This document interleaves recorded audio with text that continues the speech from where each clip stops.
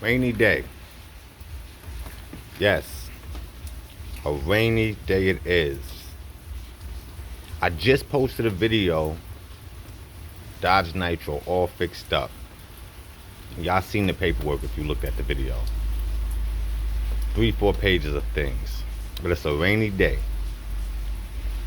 Because now the check engine light is back on. I got a P0732 code. Something about gear 2 ratio.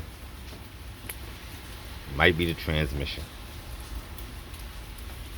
And I use this vehicle, y'all, to go thrifting, to pick up my things, to go to the post office.